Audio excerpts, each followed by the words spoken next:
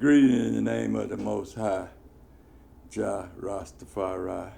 Greeting to all the ancestors that made it possible that we could stand on their feet in order to carry out this program that we're putting together now.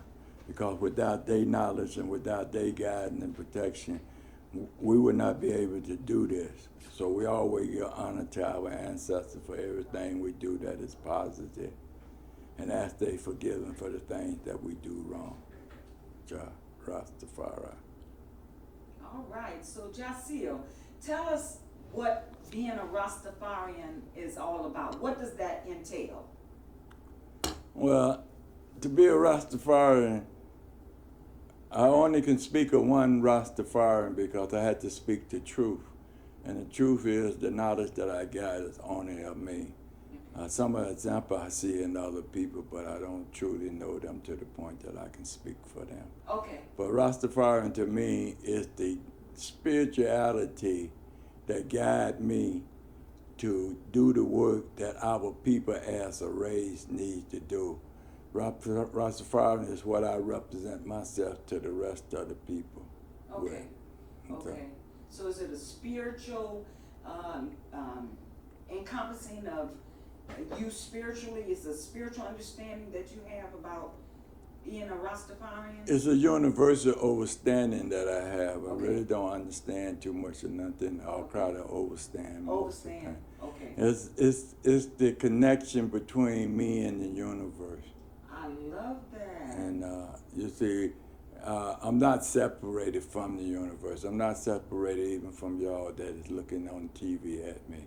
We all are one. There you go. You see? I like that. Mhm. Now you just got me to understand more clearly what it is that you are celebrating, so to Yeah. speak. Yeah. Tell us a little bit about Juneteenth. You said that there's an event coming up on Juneteenth that you want everybody to know about. Would you tell us a little bit about how you'll be involved with that event and what it's all about? Well, the event is really not an event.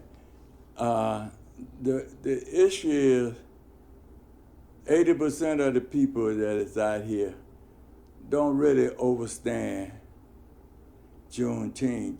June 19, I would rather call it, because Juneteenth is misleading.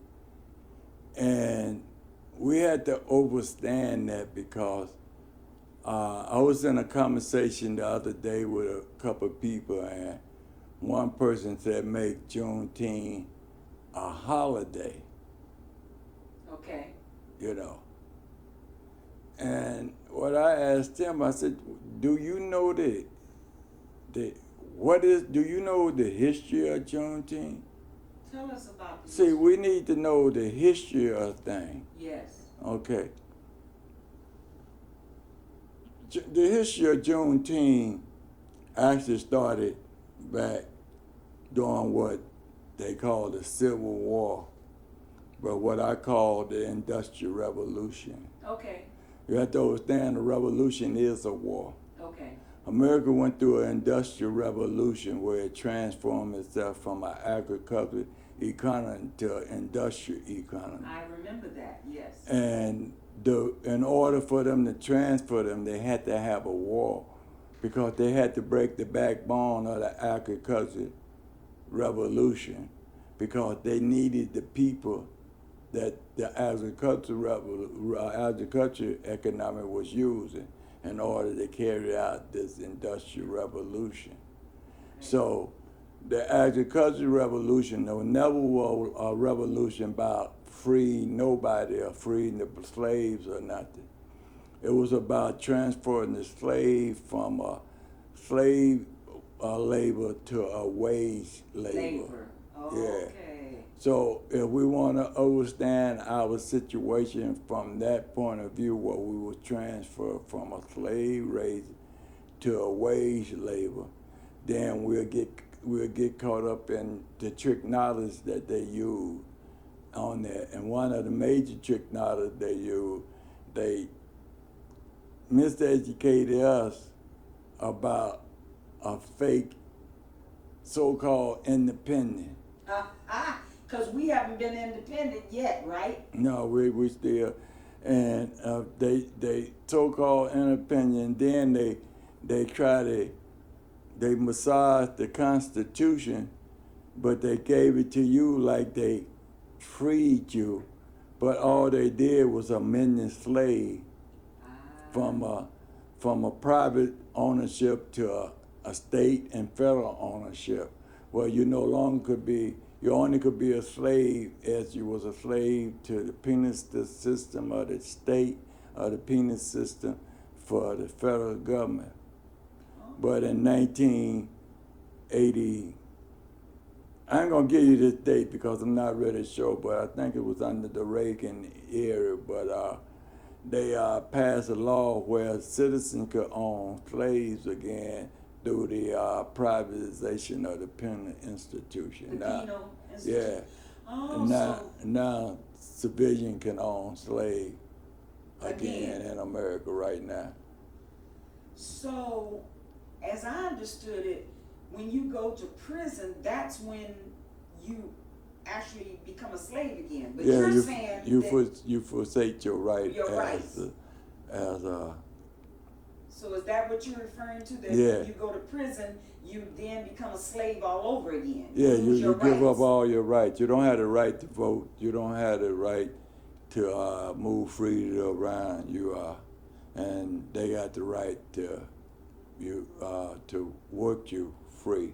Yeah, yeah. You know. Because today there is an industrial the prison is a prison industrial complex. A private it's under It's under privatization now. Yep. They make money from everything, from the food they serve the prisoners, the uniforms the prisoners wear, the exploitation of the everything. communication Yes. through the telephone system Yes. where they charge you outrageous price Oh, for a minute to please. call. Yes. And that there. But I don't want to get off Juneteenth. Now, Juneteenth, it was the psychological thing that said they gave you independence. But I'm on the prime example that, as you know, the history of Juneteenth, you know that they did not free us because they did not compensate us. After the little thing that the colonel read, everybody went back to the same plantation. Matter of fact, we went back to the same plantation because in 1950 I was born on the plantation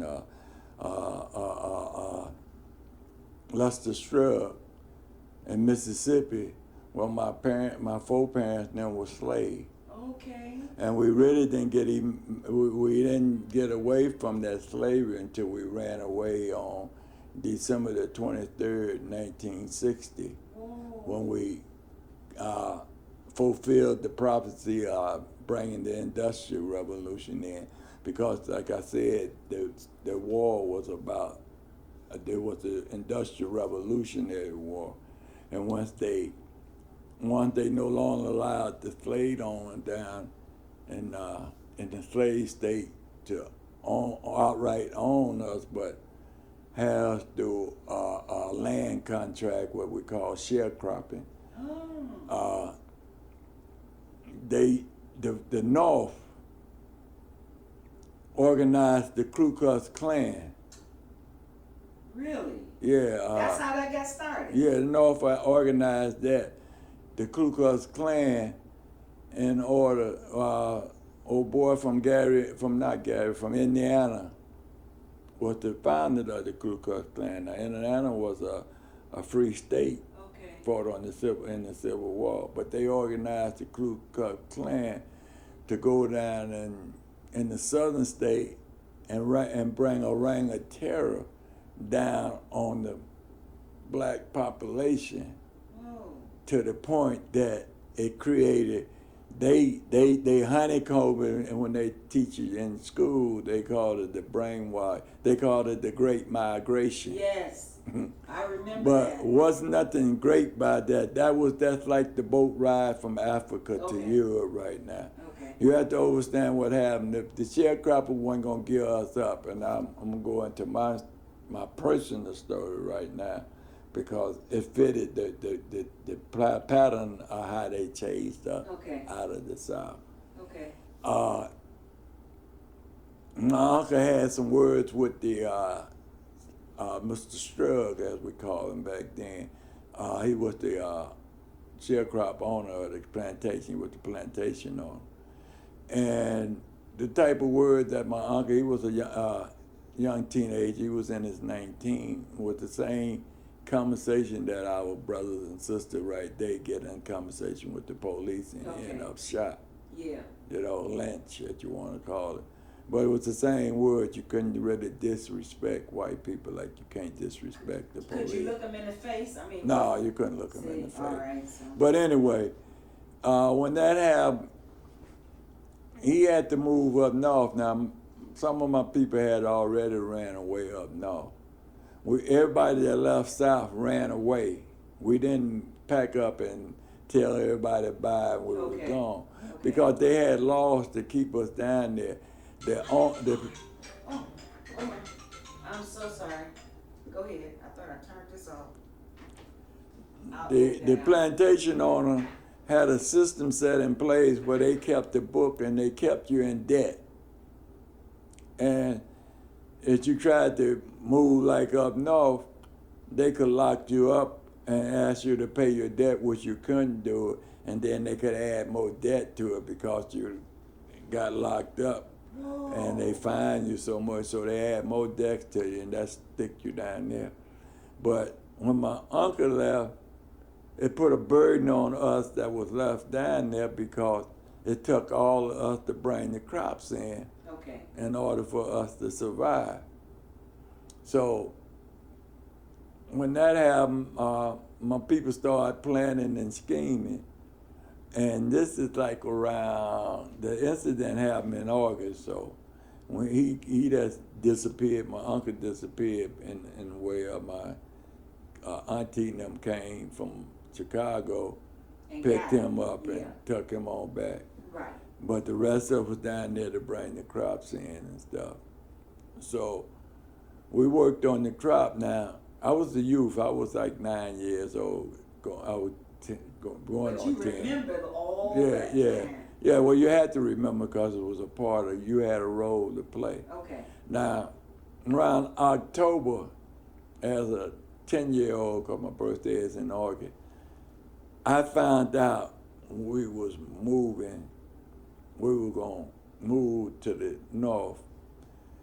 And as a child, it like traumatized me because I found out a secret that I know that I didn't have the confidence that I could keep it. Okay. Because I talk a lot.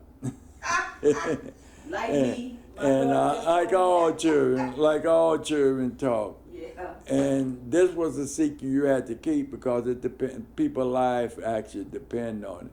Because the way the average person would run away, wherever they trying to get to, but sometimes we just be trying to get to Memphis, Tennessee, because it make it a little bit easier from a bigger city down south to move around in order to get further north. Okay. But the whole object was to get across the Mason-Dixon line as soon as you could. Okay. But anyway, so the parents, one of the elders would go to Memphis, and they would hire somebody that would have a truck, a vehicle, and they would pay him so much money, and he would come down and pick them up. Okay. Now, this is the same as the coyote do to Mexicans. Some of them would take your money and they would never show up. Whoa. I know that had to be heartbreaking. But more heartbreaking than that was the ones that would come and the police, the state trooper or whatever, the plantation owner find out, and they would lock him up and charge him with a crime also. Whoa. That was the time when you couldn't bring a Ebony magazine down south or a Jet magazine down south. Because they didn't want you to know anything about anything. Black because you still was enslaved. Oh, wow. You still was enslaved. And they created a terror for you think that you was liberating yourself by going to the north. Oh, wow.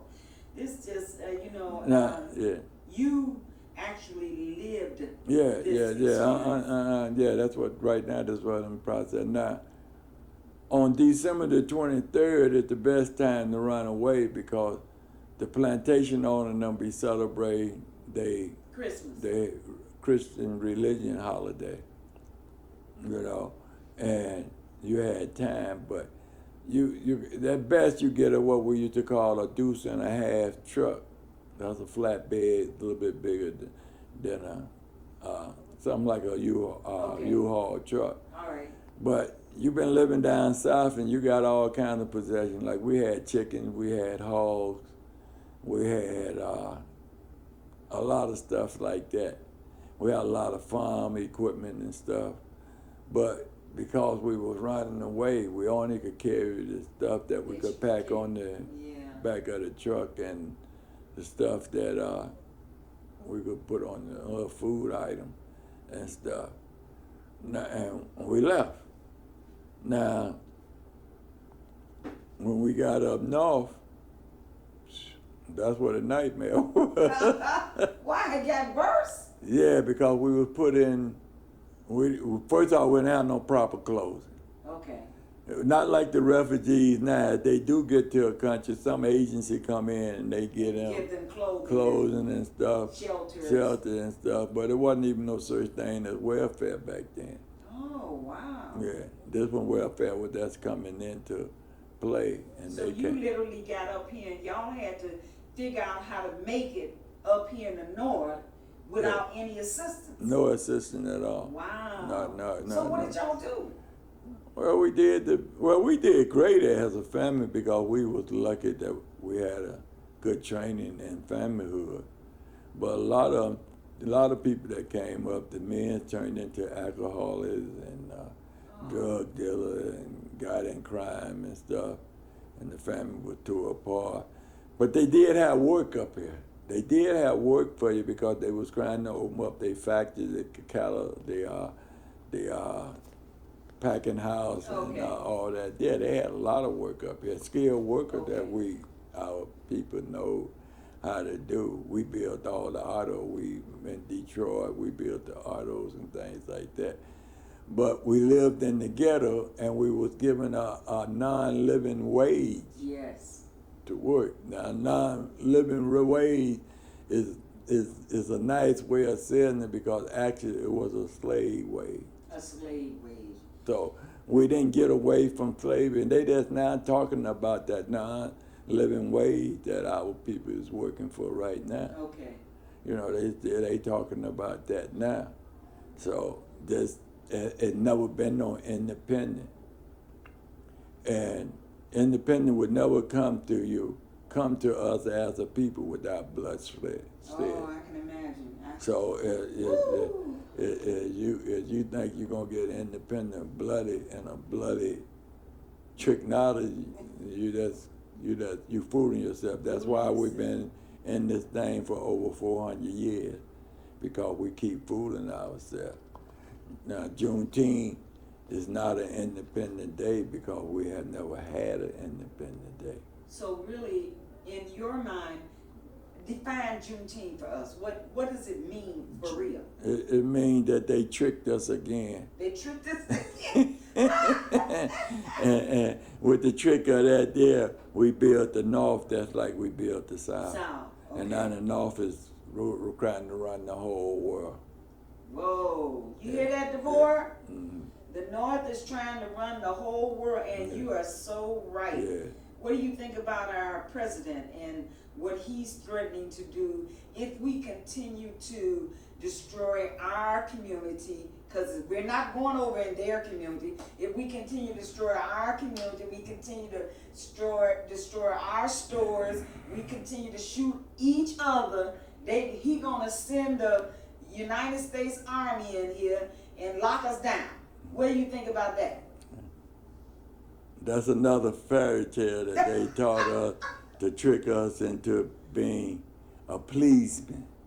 As you understand the word a pleaseman, some people came up with a solution that, as far as I'm concerned, is an unworkable solution. Okay. You can look at World War II, because the policeman was tried with German and Hitler, and it was a disaster. You cannot please your oppressor to get freedom from your oppressor. No, I don't think you can. You cannot. That's crazy. Because on the way he would be pleased that you did all his bidding. Yes. So that's the end of that there now. What do I think of Trump? I think Trump is the best president we ever had, and I hope that we get one better than him as he do get out of office. Because we need a dummy in leadership for them in order for they can trash, for they can fall. There's not going and no president gonna lead us to the promised land. Ha! No president. No president gonna lead us to the promised land. Why do you say that? Because the United States government was established on the enslavement of the black man, and have prospered up until this day off of it. And why would they change that? well, it's not even why would they change that. That's what they want. We had to change that. That's our problem. That's not their problem. Okay. That's like Trump is their problem. That's not our problem. I'm not concerned about Trump at all. I might think a dumb leader is what they need. They need somebody dumber than Trump as leader. I don't know about here, but I use the English language, and in the English language, not no such thing as a profanity word. Okay. It's just an English word. As a profanity is because there's a wicked people language that was forced up on me.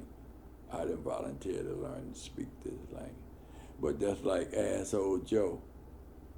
You know, I would never vote for him. You talking about Joe Biden? Yeah, because he got more sense than Trump. He might try to out-slick us like everybody No, he are else going to act slick with just like everybody else. And the test is simple. Is anybody want to test him about anything is better than Trump. Donald Trump? Then tell asshole Joe that the only way you gonna vote for him is he passed reparation by executive order. All right, reparation By executive order. Ha. And we will vote for him. And So that's like a petition. He has to get a petition going to do no, you don't have to get nothing. All you have to do is win the White House. that. Okay. Executive order is an order that is made legal by only way that it become illegal is you get two votes, you veto, you override the veto, and you need 2/3 of the House, Senate to override it, Okay. and the Senate, even with the Republican, and don't own that much power. Whoa. So executive order, and asshole Joe would rather have Trump president than you give black people reparation. He will refuse it, and if we don't vote for him, he don't mind losing because he not going to give no black people no reparation. It's that simple. That ain't no white person going to give us no reparation. So what say you, Deborah, about that statement?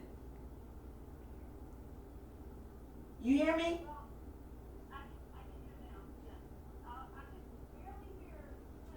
Oh, you can barely hear him?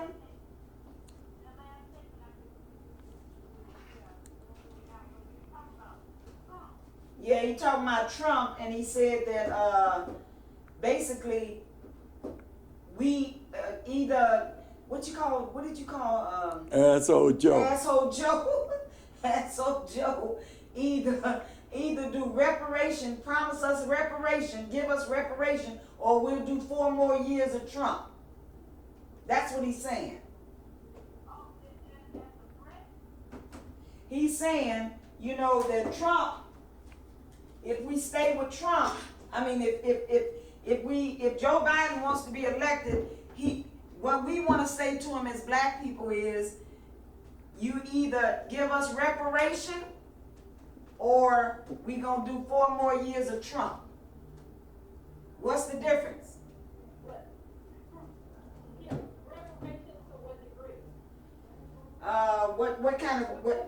What reparations look like? Well, first thing when we talk reparation, first thing we have to understand, a paycheck is welfare. Reparation is wealth. We want wealth. We don't want no paycheck. So are you saying by Joe Biden to make a statement that he's going to give us money? No, that's welfare. We don't want no welfare. Okay, so I'm not understanding. What the reparation is? Restoration would be a negotiated treaty under international law where we would get land. Without land, we don't have no wealth. Okay. Uh, Alright. Okay, we'll get land.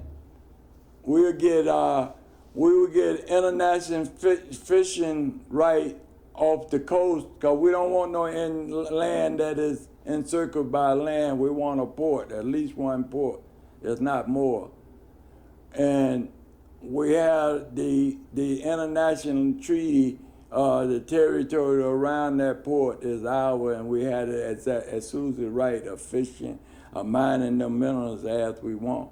We want autonomy on the land that we get, that all the wealth that is under the land is ours also to manage for ourselves. And we want compensation for every nation that was involved in the slave trade and through foreign aid assistance for 400 years, the time that they enslaved us. Whoa, that's a big order. I like that. Yeah, we've been enslaved for a long time. But Facilitated in the United States. I couldn't hear you. How can that be facilitated in the United Through States? international law, that's like Haiti paid compensation to France since the Haitian Revolution, so much money each year, ever since then. And it's under the treaty of the international treaty enforced by the United Nations. Haiti is paying France Yeah, so much money. yeah, right now. Haiti is in the situation they in now. Yeah. Not only Haiti, but all